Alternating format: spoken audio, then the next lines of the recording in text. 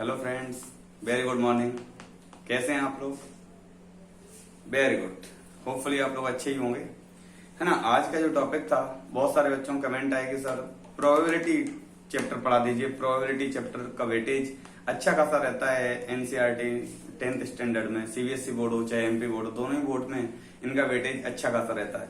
और बेसिकली अगर हम देखें एमपी बोर्ड की, तो 5 मार्क्स के क्वेश्चन आउट हैं, जहाँ पे एक 1 मार्कर क्वेश्चन मिलता है, 2 क्वेश्चन 2 मार्कर मिलते हैं ना। सीबीएसई बोर्ड में भी अच्छा खासा वेटेज रहता है। और प्रोबेबिलिटी जो एप्लीकेशन ये चैप्टर है, बहुत आसान चैप्टर, बहुत सिंपल चैप्टर है। अगर हम इसको एक बार समझ जाएं, अगर हम इसकी थ्योरी समझ जाएंगे तो बहुत आसान चैप्टर लगेगा, और अगर हम इसकी थ्योरी नहीं समझ पाएंगे तो ये थोड़ा सा कॉम्प्लिकेटेड लगेगा। तो हम समझते हैं आज का जो टॉपिक है वो है प्रोबेबिलिटी। क्या है टॉपिक बेटा? Probability.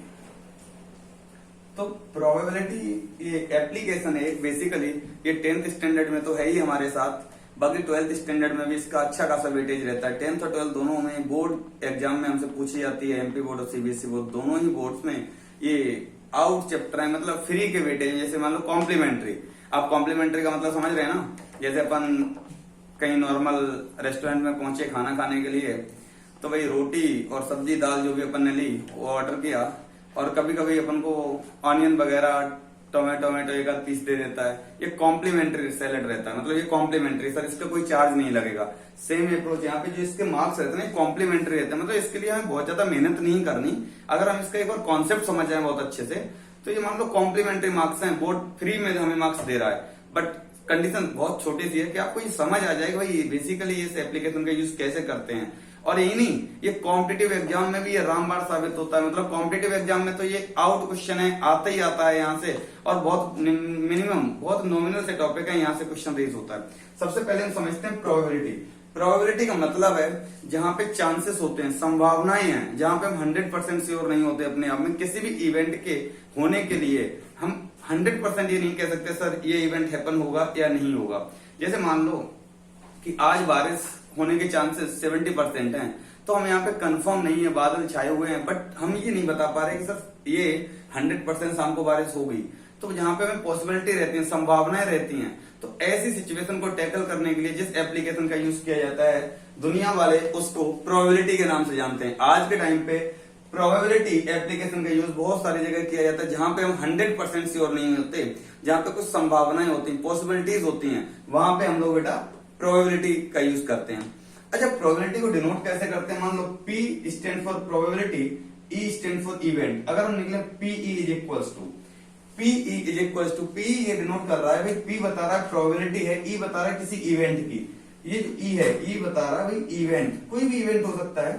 Probability of any event is equals to, probability किसी इवेंट की क्या होती है?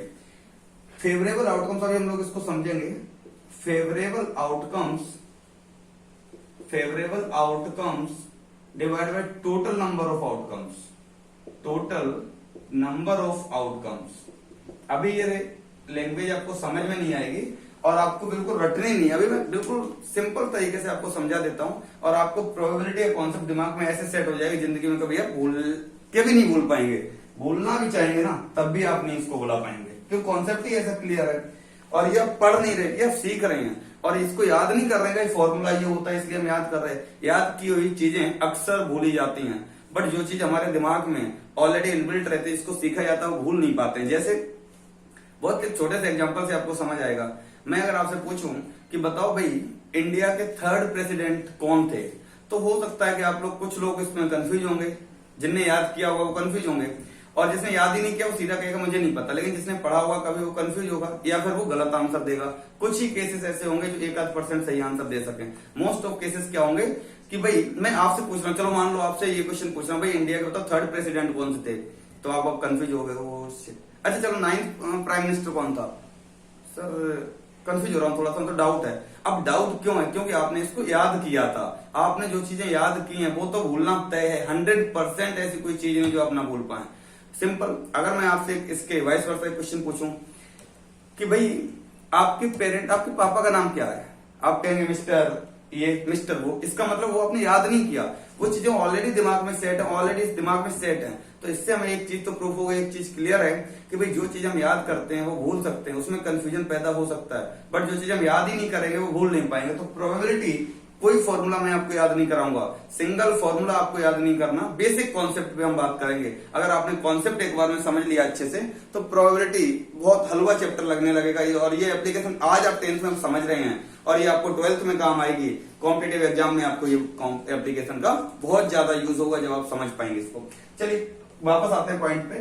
Probability of any event is equal to favourable outcomes divided by total number of outcomes. बहुत एक छोटे से एग्जांपल से हम कंसीडर करते हैं। मान लो, अभी इसका मतलब समझ आएगा। मान लो बेटा हमारे पास एक बैग है, एक ये बैग है, इस बैग में ना, इस बैग में, बैग अच्छा नहीं बना लेकिन आप लोग इसको बैग कंसीडर कर लो, मेरी ड्राइंग नहीं है लेकिन आप इसको बैग कंसीडर करेंगे।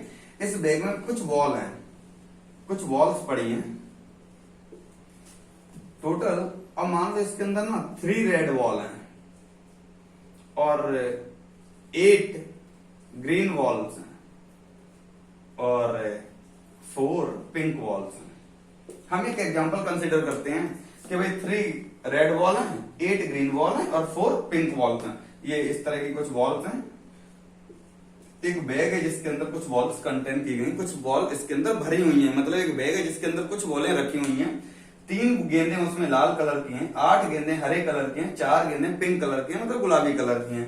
हमारा क्वेश्चन सिंपल, यहाँ पे प्रोबेबिलिटी निकालना है, प्रोबेबिलिटी फाइंड करनी है। मैंने बिल्कुल अभी अभी लिखा probability of any event is equals to favourable outcomes divided by total number of outcomes. मैं बिल्कुल भी ये बात नहीं कर रहा हूं, आप इसको याद करें, कॉन्सेप्ट समझ लें, आपके दिमाग में हमेशा के लिए सेट हो जाएगा। समझते हैं, मेरा कॉन्सेप्ट सिंपल सा ये है। अब मान लो एक क्वेश्चन किसी ने पूछा कि भाई बताओ, आपने बिना देखे बैग में हाथ डाला, आपने बैग में देखा नहीं, झाँक के नहीं देखा पिंक है, रेड है, ग्रीन है, व्हाइट है, कुछ भी नहीं, आपने इसमें कुछ भी देखा नहीं, आपने रेंडमली इसमें हाथ डाला और एक वॉल निकाली। अब क्वेश्चनर आपसे ये कह रहा है सर जो वॉल आपने निकाली उसकी पिंक आने की प्रोबेबिलिटी बताओ, कि मतलब जो आपने वॉल निकाली पिंक आ जाए, भाई गुलाबी वाली वॉल आ जाए, इसकी क्या संभावना है, इसकी क्या चांसेस हैं, इसके कितने परसेंट चांसेस हैं कि जो आप हाथ बिना देख के वॉल निकालेंगे वो आपकी पिंक कलर की वॉल आए, इसकी हमें प्रोबेबिलिटी फाइंड करनी है।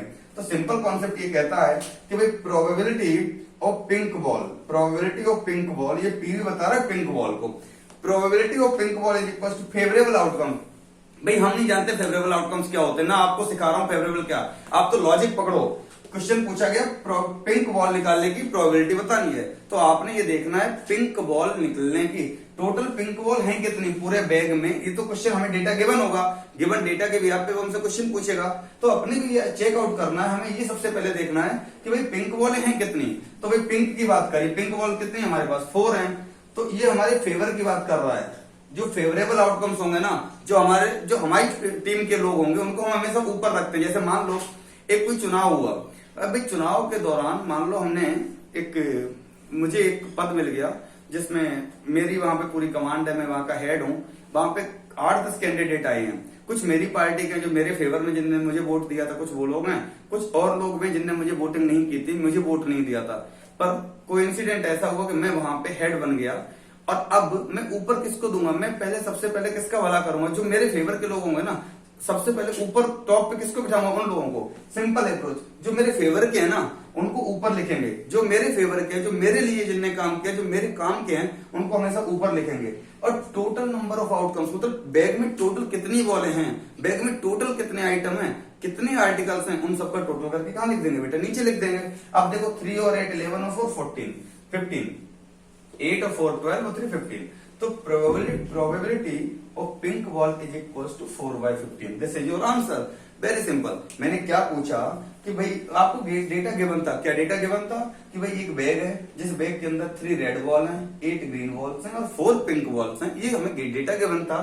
इस डेटा के भी पे हमें क्या चेकआउट करना था कि भाई क्वेश्चनर हमसे पूछा कि क्वेश्चन देखो कैसे रेस होता है। क्वेश्चन ऐसे बनता है, एनसीईआरटी एमपी बोर्ड या सीबीएसई बोर्ड में क्वेश्चन कैसे बनाएगा, अ bag contains 3 red balls, 8 green balls and 4 pink balls. Find out the probability to getting pink ball. मतलब एक बैग है जिसके अंदर कुछ बॉलें हैं, जिसमें 3 लाल कलर की बॉलें हैं, 8 हरे कलर की बॉलें हैं और 4 पिंक कलर की बॉलें हैं। ये क्वेश्चन ने डेटा के बना बोला कि आपको प्रोबेबिलिटी बतानी है कि आप जब बॉल निकालें तो पिंक कलर की आ जाए। तो फेवर वाली बात कौन कर रहा, पिंक की बात कर रहा। पिंक मेरी फेवरेट है, पिंक मेरी फेवरेट है तो उसको ऊपर लिख दिया। पिंक कितनी है? 4 है, उसको ऊपर लिखा।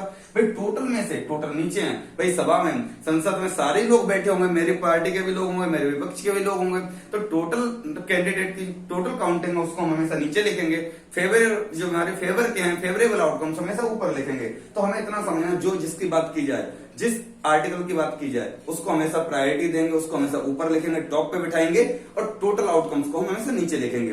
होपफुली ये केस आपको, एक केस स्टडी मैंने आपको यहाँ बताई, इससे आपको समझ आया होगा। एक दूसरा एग्जांपल लेता हूँ, बहुत छोटा सा एग्जांपल, देखो आपको इस वाले क्वेश्चन से और क्लियर हो जाएगा कि क्वेश्चन पूछना क्या चाह रहे हैं। अभी भी बिल्कुल भी ये प्रोबेबिलिटी के कॉन्सेप्ट पे हम बात कर रहे हैं, अभी बिल्कुल भी आपको डिटेल में नहीं जा रहे हैं। जब तक आपके दिमाग में ये कॉन्सेप्ट नहीं क्लियर हो पाएगा तब तक क्वेश्चंस की, और जब कॉन्सेप्ट क्लियर हो गया, दुनिया का कोई क्वेश्चन ऐसा बनेगा नहीं, या बन जाए मेरे इसी नंबर पे कॉल लगा लेना, मैं लास्ट में नंबर दे दूंगा। अगर आपसे कोई क्वेश्चन ऐसा मिल जाए जो एनसीईआरटी में 10th स्टैंडर्ड तक का सिंगल क्वेश्चन आपको नहीं होगा जो आप ना समझ पाए जब कॉन्सेप्ट के बाद।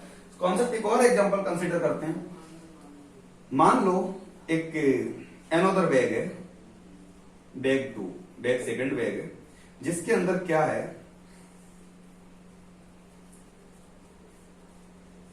जिसके अंदर का कुछ डेटा गिवन है। मान लो 5 ऑरेंज कलर की ऑरेंज कैंडी दी गई, डली है उसमें, और 8 मैंगो कैंडी है, मैंगो फ्लेवर की कैंडी है, और 5 ऑरेंज फ्लेवर की कैंडी है, 8 मैंगो फ्लेवर की कैंडी है, और इसमें 7 मैं फ्लेवर भी तो नहीं जानता ज्यादा, चॉकलेट फ्लेवर की कैंडी है। ऐसे मान लो क्या है, 5 ऑरेंज फ्लेवर की कैंडी है, 8 मैंगो फ्लेवर की कैंडी है, 7 चॉकलेट फ्लेवर की कैंडीज हैं। हमें ये बताना है, क्वेश्चन समझ आया, एक बैग है या बॉक्स है, एक बॉक्स मान लो, एक जार मान लो, एक जार है जिसके अंदर 5 ऑरेंज कलर की कैंडी है, ऑरेंज कलर नहीं सॉरी ऑरेंज फ्लेवर की कैंडी है, 8 मैंगो फ्लेवर की कैंडी है, 7 चॉकलेट फ्लेवर की कैंडी है। क्वेश्चन हमसे ये पूछा गया, find out the probability to getting orange flavour candy, find out the probability to getting orange flavour candy. O बोले ऑरेंज, सी बोले कैंडी, पी बोले तो प्रोबेबिलिटी। ऑरेंज फ्लेवर की कैंडी निकले, इस बात की प्रोबेबिलिटी हमें बतानी है। सिंपल कॉन्सेप्ट, ये हमारे पास 3 फ्लेवर्स हैं, 3 फ्लेवर्स में से एक रैंडम हमें चूज करना है।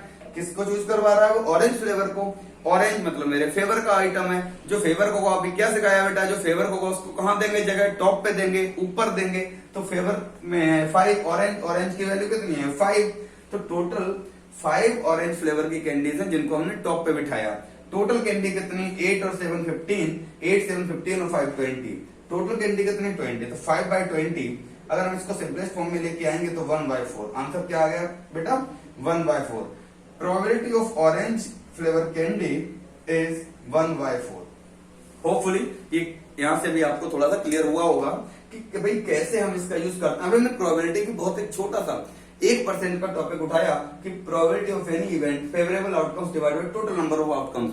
हमें रटना नहीं है कि फॉर्मूला कुछ भी नहीं, आपको ऐसे समझना, जिसकी बात की जाए, जो हमसे निकलवाया जाए उसको हमेशा टॉप पे लिखेंगे और टोटल आउटकम्स को हमेशा नीचे लिखेंगे। इतनी बात हमें समझ में आनी चाहिए और होपफुली आपको ये बात समझ में आ गई होगी। चलिए अब देखते हैं इसके बारे में कुछ कॉन्सेप्ट है, कुछ फैक्ट है जिनको हमें दिमाग में सेट रखना है। अच्छा, पहला पॉइंट प्रोबेबिलिटी का क्या कहता है? फर्स्ट पॉइंट कहता है प्रोबेबिलिटी का कि भाई किसी भी इवेंट की प्रोबेबिलिटी 1 से बड़ी नहीं हो सकती और 0 से छोटी नहीं हो सकती। It means that probability of any event is less than और equals to 1। Probability of any event, आपको ये सिंटेक्स अभी दिखेगा, जब मैं लिख दूंगा ना तब आपको सिंटेक्स दिखेगा, बट आपको सिंटेक्स की तरह रटना नहीं। अगर आप रटोगे, याद करोगे तो एक ना एक दिन भूल जाओगे। मैं आपको कॉन्सेप्ट बता रहा हूं, probability of any event is equals to less than और इक्वल्स टू 1। या तो किसी भी इवेंट की प्रोबेबिलिटी 1 से छोटी होगी या 1 के बराबर हो सकती है, और बड़ी किससे होगी sir? Probability of any event is greater than और इक्वल्स टू 0। ये हमारा एक सिंटेक्स है, ये कॉन्सेप्ट निकल के आया। इस कॉन्सेप्ट के बिहार पे हम तो अभी 2-3 क्वेश्चन करेंगे, समझते हैं। Probability of any event is less than और इक्वल्स टू 1 और greater than equals to 0। It means that कि सिंटेक्स इज दैट कि किसी भी इवेंट की प्रोबेबिलिटी 0 से छोटी नहीं हो सकती और 1 से बड़ी नहीं हो सकती। इसका मतलब सर क्या हुआ? इसका मतलब सिंपल सा एक एग्जांपल कंसीडर करते हैं इसी सिंटेक्स के बिहार पे और आपको बताना होगा इसका आंसर। देखो, मैंने बोला कि probability of any event can not, इसमें से कौन से ऐसी प्रोबेबिलिटी किसी इवेंट की नहीं हो सकती? जैसे मैं आपको 2-3 एग्जांपल देता हूं। 5/8 फर्स्ट ऑप्शन, सेकेंड ऑप्शन मैं आपसे बोलूं 3/5, थर्ड ऑप्शन आपसे बोलूं 5/4 और फोर्थ ऑप्शन आपसे बोलूं 0। हमें ये बताना है कि ये 4 ऑप्शन में से कोई ना कोई 1 या 2 या 3 या 4 के चारों ऑप्शन कोई ऐसा भी ऑप्शन है क्या जो किसी भी इवेंट की प्रोबेबिलिटी नहीं हो सकती? देखो जरा 5/8 अभी हमें नहीं पता ये किसकी है, लेकिन हो सकती है। मैं बिल्कुल ये बात कह रहा हूं कि कैन हैपन, ये हो सकती है। 5/8 अगर बेटा न्यूमरेटर छोटा है, डिनोमिनेटर बड़ा है, तो उसकी वैल्यू तो 1 से छोटी आएगी। देखो ना 8 से 5 को डिवाइड देंगे तो भाई कैसे डिवाइड देना? अरे भाई उठाओ कोने में ले जाओ यार, डिवाइड देना कौन से खाएगा? 8 से डिवाइड कर दो 5 को, हमने उठाया कोने में ले गए। 8 से 5 को डिवाइड देना भाई डेसिमल लगाना पड़ेगा, 0 बढ़ानी पड़ेगी, और 8 6 या 48 होगा, रिमाइंडर 2 बचेगा, डेसिमल लगाए 0 बढ़ा लिए 5 और 8 2 या 16। अब यहाँ पे बचा 4, 0 हो जाएगा तो 8 5 जा 0.625 1 से छोटी है। देखो 0.625 1 से प्रोबेबिलिटी छोटी है। This is the probability of less than 1।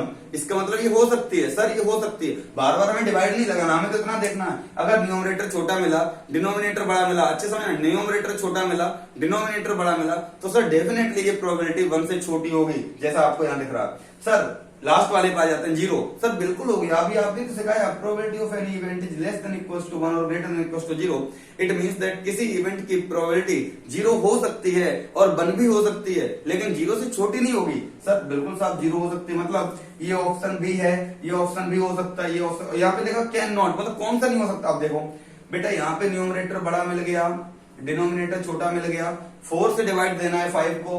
अरे कैसे देते हैं, छोटी क्लास में सिखाया, उठाओ कोने में ले जाओ, 4 से 5 को डिवाइड देना, 4 1 जा 4, रिमाइंडर बचा 1, डेसिमल लगाया, 0 बढ़ाइए, 4 2 जा 8, अगेन 2 बचा, डेसिमल लगाया 20, 4 5 1.25।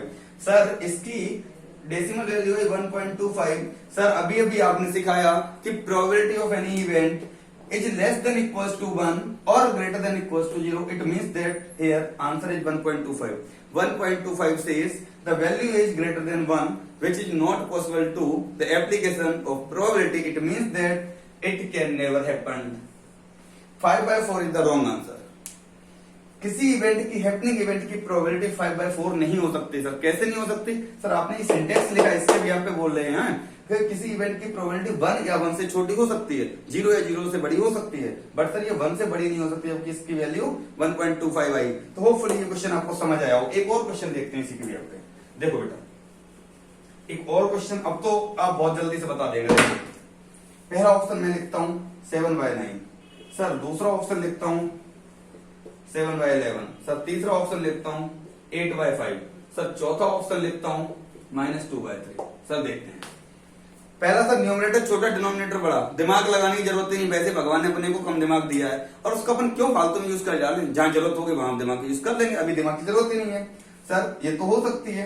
सर ये भी न्यूमरेटर छोटा डिनोमिनेटर बड़ा, ये तो दोनों अपने काम के नहीं, हमसे कुछ कैन नॉट। यहाँ पे न्यूमरेटर बड़ा हो गया, डिनोमिनेटर छोटा हो गया। सर ये किसी भी हैपनिंग इवेंट की प्रोबेबिलिटी नहीं हो सकती, क्यों? 1 से बड़ी हो गई। सर ये भी नहीं हो सकती, क्यों? क्योंकि सर ये नेगेटिव वैल्यू आ गई, और अभी अभी आपने सिखाया सर 0 से छोटी नहीं हो सकती। 0 से छोटी ही तो हो गई भाई, माइनस की वैल्यू तो 0 से छोटी होती है। अब यार आपके खोपड़े में कुछ घुसेगा नहीं ऐसे, तो समझ लो, नंबर लाइन पर रिप्रेजेंट कर लो भैया। ये पॉइंट है 0, यहाँ पे 1 मिलेगा, यहाँ 2 मिलेगा, यहाँ 3 मिलेगा, इधर पे -1 मिलेगा, इधर पे -2 मिलेगा। इसका मतलब क्या है भाई, 0 से छोटी वैल्यू नेगेटिव हो जाएगी, और नेगेटिव वैल्यू ही तो 0 से छोटी होती है। इसका मतलब कभी भी, यहां से एक चीज क्लियर होगी, कभी भी किसी इवेंट की प्रोबेबिलिटी 1 से बड़ी नहीं हो सकती, 0 से छोटी। अब 0 से छोटी बच्चे अक्सर समझ नहीं पाते हैं, तो 0 से छोटी का मतलब सिर्फ इतना सा है कि कभी भी किसी भी इवेंट की प्रोबेबिलिटी नेगेटिव नहीं हो सकती और 1 से बड़ी नहीं हो सकती। होपफुली इतना कॉन्सेप्ट क्लियर होगा। अभी हमने सिर्फ प्रोबेबिलिटी के सिंटेक्स की बात की है, अभी हम आगे और बात करेंगे, वो मैं आपको सेकंड पार्ट में ये बात दूंगा। अभी इतनी बात आपको समझ में आ गई होगी। अगर किसी कोई डाउट है तो आप लोग पूछ लो फटाफट से। अगर अभी भी इसमें कोई डाउट है तो आप फील फ्री, फील फ्री इस नंबर पे जो मैं नंबर दे रहा हूं इस पे आप कॉल कर लेना। गारंटी दे रहा हूं पूरे यूट्यूब पे ऐसा कॉन्सेप्ट नहीं मिलेगा आपको कहीं पे, मैं गारंटी दे सकता हूं। और इसके बावजूद अगर कोई डाउट है, ये बड़ा बड़ा नंबर में लिख रहा हूं, इस पे आप फोन लगा के पूछ लेना 9630498108। इस नंबर पे आप कॉल करके पता कर लेना। ऐसा कॉन्सेप्ट आपको नहीं मिलने वाला, मैं गारंटी इस बात की दे सकता हूं आपको। क्यों? क्योंकि मुझे पता है लोग किताबी ज्ञान एनसीईआरटी में क्या लिखा, किताबी फॉर्मूले, बच्चों के फॉर्मूले याद कर लेते हैं, बच्चा एग्जाम के डर के कारण याद कर लेता है, लेकिन एक सिचुएशन एक समय ऐसा आता है बच्चा कंफ्यूज होता है या भूल जाता है। बट मैं यहाँ पे आपको गारंटी दे रहा हूं, यहाँ पे सिंगल बच्चे का कॉन्सेप्ट क्लियर, हर बच्चे कॉन्सेप्ट क्लियर होगा, कोई सिंगल बच्चा ऐसा नहीं होगा जिसका कॉन्सेप्ट क्लियर ना हो। और अगर अभी मैं सेकंड पार्ट भी इसके आगे अपलोड करूंगा। फर्स्ट पार्ट में अभी आप इतना बेसिक समझें, क्योंकि एक बार में अगर हम पूरी प्रोबेबिलिटी बता देंगे ना तो बच्चे को कंफ्यूजन पैदा हो जाएगा, क्लैश होने लगेगा। इसलिए छोटा छोटा सा खाएंगे, डाइजेस्ट करेंगे, आगे बढ़ेंगे, फिर थोड़ा सा लेंगे, फिर डाइजेस्ट करेंगे, फिर आगे बढ़ेंगे। समझ गए ना? चलिए तब तक के लिए थैंक यू क्लास। और अगर आपको ये वीडियो अच्छा लगे, पसंद आए, समझ आए तो प्लीज इसको शेयर करें जरूर, और ज्यादा से ज्यादा लोगों तक भेजें, क्योंकि ज्यादा से ज्यादा लोग सीखेंगे। इंडिया सीखेगा तो बढ़ेगा, इंडिया पढ़ेगा बढ़ेगा तो हमारा नाम रोशन होगा, है ना? तो आप लोग प्लीज, अगर आपको ये वीडियो अच्छा लगे तो सब चैनल को सब्सक्राइब करना तो बिल्कुल ही ना भूलें, और ताकि आपको अच्छी अच्छी अपडेट आपके पास कॉन्सेप्ट मिलता रहे। चलिए तब तक के लिए thank you guys, thank you so much.